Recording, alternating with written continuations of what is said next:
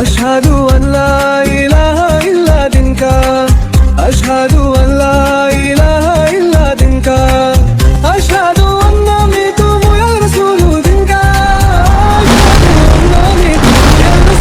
दिन का നിന്റെ പുതിയ സ്റ്റൈലും ലോകം ഉണ്ടല്ലോ, കോട്ടും സൂട്ടും ഒക്കെ ഇട്ട ഗുണ്ടകളുടെ ലോകം. അങ്ങോട്ട് ഈ ചേട്ടൻ വരികടാ, കെയർഫുൾ. കുരിശുമാല ചന്ദനക്കുറി എന്ന് നിങ്ങൾ പറഞ്ഞത് കൊണ്ടാണ് ഞാൻ പറയുന്നത്. കാരണം വളരെ സെൻസിറ്റീവ് ആയിട്ടുള്ള ഒരു വിഷയമാണെന്ന് പറയുകയും ഇതൊക്കെ അനുവദിക്കാമെങ്കിൽ അതും അനുവദിച്ചുകൂടെ എന്നുള്ളൊരു ധ്വനി അതിനകത്തുണ്ട്. അറിയാത്ത കാര്യത്തെ പറ്റി എന്തിനാണ് നാരായണ താൻ അഭിപ്രായം പറയാൻ പോകുന്നത്? അങ്ങനെയല്ല പറഞ്ഞത്. ഞാൻ പറഞ്ഞത് അതൊക്കെ അനുവദിക്കാമെങ്കിൽ ഇതും അനുവദിച്ചുകൂടെ എന്നല്ല ഞാൻ പറഞ്ഞത്. എല്ലാം അനുവദിക്കപ്പെടുന്ന ഒരു സാമൂഹ്യ സാഹചര്യമാണ് ഉണ്ടാവേണ്ടത് എന്നാണ് പറഞ്ഞത്. മഹത്തായ ചിന്താഗതി. ഈ കസേരയിലോട്ട് ഇരിക്കുന്നേ ഞാൻ ഒന്ന് കാണട്ടെ. ഒരാളുടെ വിശ്വാസം അനുസരിച്ച് ജീവിക്കാൻ പറ്റുമ്പോഴാണ് അയാൾ ഒരു നല്ല മാനസികാവസ്ഥയിൽ ജീവിക്കാൻ പറ്റും. ഒരു കുട്ടിയെ സംബന്ധിച്ചിടത്തോളം ആലോചിച്ച് നോക്കുക. എടാ പഴട്ട കോയ, എടാ കള്ള നാറി, എടാ ഡെവിൾ ഡെവിൾ ഡെവിൾ ഡെവിൾ വായ, എടാ ഡുവൽ ഫാദർ, എടാ അച്ഛനോളി. നിങ്ങൾക്ക് മിലിറ്ററിയിൽ ജോയിൻ ചെയ്യുന്നവർക്ക് മതാചാരമാണോ അതോ ആ യൂണിഫോം ആണോ പാലിക്കേണ്ടത് എന്നുള്ളൊരു ചോദ്യമുണ്ടല്ലോ. ഇവിടെ വെച്ചേ ഈ ഏർപ്പാടൊക്കെ നിർത്തുന്നതാ നിന്റെ ആരോഗ്യത്തിന് നല്ലത്. അല്ലെങ്കിൽ ഇതുകൊണ്ട് തട്ടുന്നവരെ നിന്നെയും തട്ടും. ഒരു കുട്ടിയുടെ അവകാശ പോരാട്ടമായിരുന്നു, അതാണ് നിങ്ങൾ അഡ്രസ് ചെയ്തെങ്കിൽ ഓക്കെ. ഈ കുട്ടിയുടെ രക്ഷിതാക്കൾക്കൊപ്പം സ്കൂളിൽ വന്നത് SDPIയുടെ ഭാരവാഹികളാണ്. ഇവിടുത്തെ ചോറാടാ, ഇവിടത്തെ എനിക്ക് സൈക്കിളടാ. അങ്ങനെയാണ് സംഗതിയുടെ കിടപ്പ്. ലൈവ് സ്ട്രീമിംഗ് നടത്തുന്നു, വീഡിയോ പുറത്തുവിടുന്നു. ഇത് രാഷ്ട്രീയവൽക്കരണമോ അല്ലെങ്കിൽ അവരുടെ ഒരു സംഘടനാപരമായിട്ടുള്ള ഒരു മുതലെടുപ്പോ ഇതിനകത്തുണ്ടായിട്ടില്ലേ? ഒറ്റ ചോദ്യം ചോദിക്കട്ടെ, ഇതിൽ ആ കുട്ടിക്ക് ഇപ്പോഴും ഹിജാബ് ധരിക്കാനാണ് താല്പര്യം എന്നുണ്ടെങ്കിൽ അപർണ ആരുടെ കൂടെയാണ്? എന്റെ കൺമുമ്പിൽ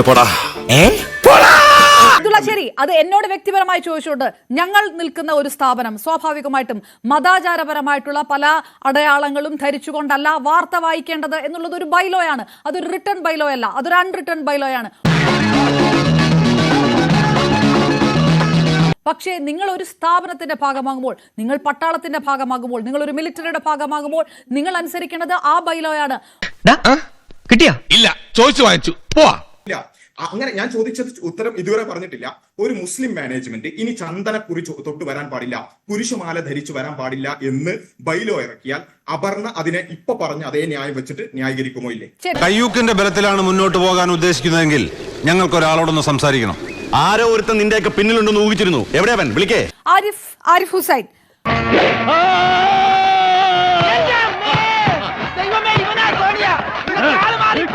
ഭാഗമാക്കുന്നില്ലല്ലോ എന്നൊരു ചോദ്യമില്ലേ? അത് നിങ്ങൾക്ക് അനുസരിക്കാൻ നിങ്ങൾക്ക് ബുദ്ധിമുട്ടുണ്ടെങ്കിൽ നിങ്ങൾക്ക് ആ സ്ഥാപനത്തിന്റെ ഭാഗമാകാതിരിക്കാമല്ലോ എന്നുള്ളൊരു ചോദ്യം.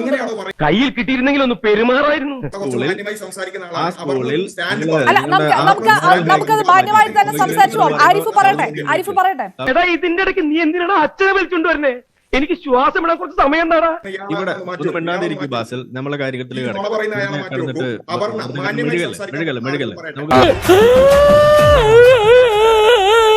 നിന്റെ എനിക്ക് നഷ്ടപ്പെട്ടു എന്നാണ് ഞാൻ കരുതിയത്. ഞാൻ രക്ഷപ്പെട്ടു എന്നാ കരുതിയത്. ആരിഫ് പറയട്ടെ. ആ വിഷയത്തിനകത്ത് എല്ലാ ഭാഗം കേൾക്കണല്ലോ. ഞാനല്ലല്ലോ ഉത്തരം പറയേണ്ടത്. ഉത്തരം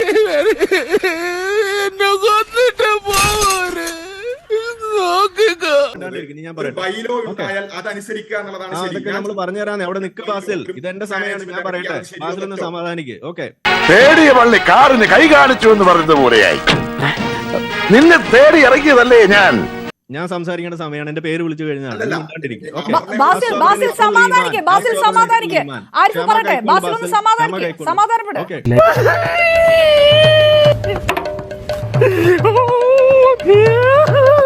കൈക്കൊള്ളു ബാസിൽ. ഓക്കെ, ഇനി ഞാൻ പറയട്ടെ. നമ്മൾ രണ്ടുപേരും കൂടെ തല്ലിയാൽ ആര് ജയിക്കുന്നുള്ളത് മുള്ളം കൊല്ലിയിലെ ദേശീയ പ്രശ്നമാണ്. വാനമ്പ്യാരെ, ഇതൊക്കെ ഒരു രസമല്ലേ? ഒന്ന് മുട്ടി നോക്കാന്നേ. അപ്പൊ ഇവിടെ ഇദ്ദേഹത്തിന്റെ ഈ മെഴുകൾ കേൾക്കുമ്പോൾ നമുക്ക് തോന്നുന്നത് എന്താണ്? ഓ, എത്ര നിഷ്കളങ്കൻ.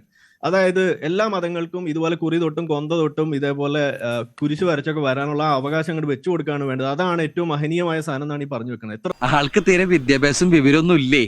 വിഡ്ഢിത്തിരെ പറയുള്ളൂ, തെണ്ടി. ഒരു മതത്തില് ഒരാൾക്ക് പോലും ആവശ്യമില്ല എന്നിരിക്കെ അത് തങ്ങളുടെ മതത്തിന് ആവശ്യമുണ്ട് എന്ന് വരുത്തി തീർത്ത് അതിന്റെ ഭാഗമായിട്ട് അത് ഇടിച്ചു ചേർത്തിട്ട് അതിനെതിരെ മിണ്ടാണ്ടിരിക്കെ. ആസ്വബ്രൻ ഇസ്വൽ ഈമാൻ, മിണ്ടാണ്ടിരിക്കെ. ഓക്കെ, നീ പകപോക്കാണല്ലേടാ. അതിനെതിരെ ഒരു വിമർശനം വരുന്ന സമയത്ത് ഇതിട്ടാൽ എന്താ കുഴപ്പം എന്ന് ചോദിക്കുന്ന ആ ഊള ചോദ്യമായിട്ടാണ് ഇവിടെ വന്നുകൊണ്ടിരിക്കുന്നത്. കയ്യിന്ന് പോയടാ ചാർലി. ഇതിനെ അനുവദിക്കാൻ പാടില്ല. കാരണം എന്താണ്, ഇവരുടെ ലക്ഷ്യം ഇത്തരത്തിലുള്ള സംഗതികളിലേക്ക് മതം ഇടിച്ചു കയറ്റി ഇത് ബാക്കിയുള്ള ആളുകളെ കൊണ്ടും കൂടി ഇത് സംസാരിപ്പിച്ച് അതിന് പേരിലുണ്ടാകുന്ന സംഗതികളിൽ മുതലെടുപ്പ് നടത്തുക. ഇതാണ് ഇവിടെ ആവശ്യം. എന്നാലും എന്റെ ഈശോയെ, ഞങ്ങളുടെ അധ്വാനത്തിന് ഒരു വിലയും കൽപ്പിച്ചില്ലല്ലോ നീ. ഒരു കാര്യം ഞാൻ പറഞ്ഞേക്കാം, ചന്ദ്രൻ തൊടിയിലെ കാരണവന്മാര് പണ്ട് എവിടെയൊക്കെ വിതച്ചിട്ടുണ്ടോ അതൊക്കെ കൊയ്തിട്ട് അവൻ പോവും. ഇവിടെ കണ്ടു SDP എന്താ ആവശ്യപ്പെട്ടത്, ഇതിന്റെ പേരിൽ ഒരു സർക്കുലർ ഇറക്കട്ടെ എന്ന് പറയുന്നിടത്ത് തന്നെ ഇതിനെ കള്ളക്കളി മുഴുവൻ വിളിച്ചതായില്ലേ. ഇനിയിപ്പോ ഇതിൽ കടന്നു മെഴുകേണ്ട കാര്യം എന്താ ഉള്ളത് എന്റെ പൊന്നു ബാസിലെ? അപ്പൊ ആ തരത്തിലുള്ള ഉടായ്പൊക്കെ മാറ്റി വെക്കുക. നിങ്ങൾ പണ്ടേ ഉടായ്പാന്ന് നമുക്കറിയാം. ഇനി ഞാൻ ആരേട്ടാ ഈ പറയുന്ന സാധനത്തിൽ മറ്റൊരു നമുക്ക് അങ്ങനെ വ്യക്തിപരമായിട്ടുള്ള കമന്റുകൾ പറയണ്ട, അത് മറ്റൊരു വിഷയത്തിൽ. ശരി ശരി, എനിക്ക് വിഷം ഉള്ളിൽ ചെന്നാലേ പിന്നെ കണ്ണ് കാണില്ല, അടി പടപടപടാ നടക്കും. ഇവിടെ എത്ര ഇസ്ലാമിക രാജ്യങ്ങളുണ്ട്? ഇവിടെ സൗദി അറേബ്യയിലടക്കം ഇത്തരത്തിലുള്ള സംഗതികൾ നടക്കുന്ന സമയത്ത് സ്കൂളുകളിൽ ഈ ഹിജാബ് നിരോധിച്ചതാണ്. ഈ കച്ചവടം ഈ നാട്ടിൽ നടക്കൂല, വേറെ ഏതെങ്കിലും നാട്ടിലേക്ക്. താജിക്കിസ്ഥാൻ 70-80% മുസ്ലിങ്ങളുള്ള ഒരു രാജ്യമാണ്. ഇവര് തന്നെ വലിയ സംഭവമായിട്ട് കൊണ്ടുനടക്കുന്ന സാധനമാണ് ഇസ്ലാമിന്റെ ഏറ്റവും മഹനീയ ഉദാഹരണങ്ങളായിട്ട്. അവിടെ ഈ പറയുന്ന സാധനം സ്കൂളിൽ അനുവദിക്കോ? ഇല്ല. വല്ല കാര്യമുണ്ടോ? എന്തിനാണ് ഇങ്ങനെ ഇല്ലാന്ന് നടക്കണേ? അവിടെ എന്താ ചെയ്യുന്നത്? അതിന് അവർ പറയുന്നത് it is A symbol of increasing extremism. ഇതാണ് അവർ പറയുന്നത്. ഈ ബാസിൽ വെച്ചുകൊണ്ടിരിക്കുന്ന താടിയും വെച്ച് അവിടെ നടന്ന അവർ പകുതി പഠിച്ചു വിടും, ബാക്കി വീട്ടിൽ പോയി പഠിക്കാൻ പറയും. കാരണം അവിടെ പറയുന്നത് അത് താലിബാനിസത്തിന്റെ ലക്ഷണമാണെന്നാണ് പറയുന്നത്, തീവ്രവാദികളുടെ ലക്ഷണമാണെന്നാണ് അവർ പറയുന്നത്. ഇതാണ് നാട്ടില് ഇന്ന് ഈ താടി വെക്കുന്നോണ്ടെയും ഈ തലയിൽ തട്ടിടുന്നോണ്ട അവസ്ഥ. തട്ടത്തിന്റെ കഥ നമ്മൾ പറഞ്ഞു, അപ്പിക്കുപ്പ എന്നേ വിളിക്കേണ്ട കാര്യമുള്ളൂ, വലിയ ഡെക്കറേഷൻ ഒന്നും വേണ്ട. അതിലേക്ക് ഞാൻ ഇപ്പൊ കിടക്കുന്നില്ല, വേണേ കിടക്കാം. മതവിശ്വാസത്തെ ഹരിക്കുന്ന പദങ്ങൾ വേണ്ട എന്നുള്ളത് ബാസിൽ തന്നെ അംഗീകരിക്കും. ഇങ്ങനെയൊന്നും അല്ല ഒരു വീട്ടിൽ കയറി വന്ന് പെരുമാറേണ്ടതെന്ന് എനിക്കറിയാം, പക്ഷെ എന്താ ചെയ്യാ? ഇങ്ങനെ എന്തെങ്കിലുമൊക്കെ പറയുമ്പോഴേ എന്റെ മനസ്സിനൊരു സന്തോഷം ഉണ്ടാവുള്ളൂ. ഞാൻ എന്റെ സന്തോഷം നോക്കിയാ പോരെ. വളരെ സെൻസിറ്റീവായ വിഷയമാണ്, അതുകൊണ്ട് താങ്കളും ആ സമുദായത്തിലുള്ളതാണ്. നമുക്ക് അങ്ങനെ വളരെ സെൻസിറ്റീവ് ആയിട്ടുള്ള ചില പദങ്ങൾ മുറിവേൽപ്പിക്കുമെങ്കിൽ അത് നമുക്ക് വേണ്ട. പറയുന്നതിന്റെ അതേ നാണയത്തിലുള്ള ഉത്തരം എനിക്ക് തരാൻ പറ്റുള്ളൂ. നിന്നെ വേദന അനുഭവിപ്പിക്കാന്നുള്ള എന്റെ ഒരു ആവശ്യമായിരുന്നു. ബിക്കോസ് മാന്യമായിട്ട് നടന്നുകൊണ്ടിരിക്കുന്ന ഒരു വിദ്യാഭ്യാസ സ്ഥാപനത്തിലേക്ക് കടന്നു വന്നുകൊണ്ട് ഈ കുത്തിത്തിരിപ്പ് ഉണ്ടാക്കിയോടത്ത് തന്നെ ഇതിന്റെ പ്രശ്നം തുടങ്ങി കഴിഞ്ഞു. പ്രശ്നം തുടങ്ങി, അത് വലിയ ചർച്ചയാകുന്നു. അതിന്റെ പേരിൽ ഇസ്ലാം വരെ ഏറി പോകുന്ന അവസ്ഥ ഉണ്ടാവുമ്പോൾ ഇനി ഇത് അങ്ങനെയൊന്നും പറയരുത്, ഇത് വളരെ സെൻസിറ്റീവ് ആണെന്ന് ഇപ്പോഴാണോ നിങ്ങൾക്ക് തോന്നി? ഇപ്പോഴാണോ നിങ്ങൾക്ക് സുബൈ ബാങ്ക് കൊടുത്തതെന്നാണ് എനിക്ക് ചോദിക്കാനുള്ളത്. എന്തത് വായിൽ നാവണ്ടോന്ന് നോക്കിയതാ, ഇത്രയൊക്കെ കേട്ടിട്ട് അക്ഷരം മിണ്ടണമല്ല. ഇത് നിങ്ങൾക്ക് പണ്ടേ തോന്നേണ്ടതല്ലേ? എന്തിനാണ് ഈ ഇത്തരം സ്ഥലങ്ങളിൽ പോയിട്ട് നിസ്കരിക്കാൻ സ്ഥലം വേണം, അല്ലെങ്കിൽ ഇതേപോലുള്ള സാധനം വേണം, സൂംബ നൃത്തം പാടില്ല, യൂണിസെക്സ് യൂണിഫോം പാടില്ല, ഇതുപോലെ ഏത് വിഷയം വന്നു കഴിഞ്ഞാൽ ഇതേപോലെ കുത്തിത്തിരിപ്പ് ഉണ്ടാക്കുന്ന ഈ സ്വഭാവം നിങ്ങൾ ഈ സാധാരണ മുസ്ലിങ്ങളെയും കൂടിയാണ് ഇവിടെ കൊലയ്ക്ക് കൊടുക്കുന്നത്. RDPയുടെ തൊലി ഇരിക്കുകയാണ് ഉത്തമ, സഹിക്കല്ലാതെ എന്ത് ചെയ്യാ? നിങ്ങളാണ് യഥാർത്ഥത്തിൽ മുസ്ലിങ്ങളെ കൊലയ്ക്ക് കൊടുക്കുന്ന ആളുകൾ. ഇവിടുത്തെ തീവ്രവാദികളായ അവരെ റെപ്രസെന്റ് ചെയ്യുന്ന ആളുകളാണ് ഈ പറയുന്ന വിസ്ഡം ഗ്രൂപ്പ് ഒക്കെ. നിങ്ങളാണ് സത്യത്തിൽ ഇവിടുത്തെ മുസ്ലിങ്ങളുടെ അന്തകർ.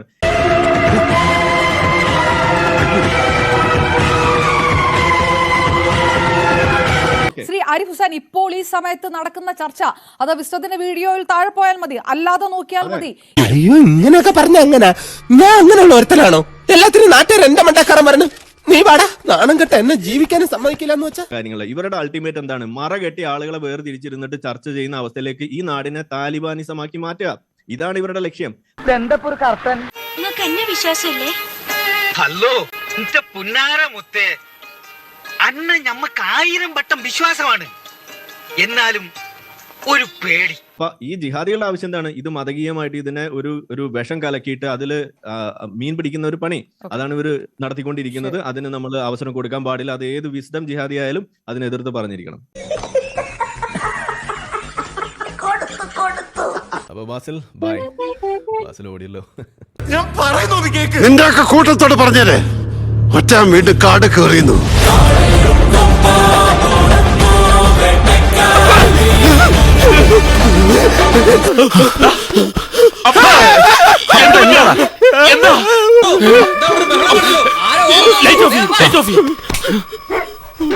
എല്ലാവർക്കും സന്തോഷമായല്ലോ? എനിക്ക് സന്തോഷമായി. എല്ലാവർക്കും പിരിഞ്ഞു പോവാം.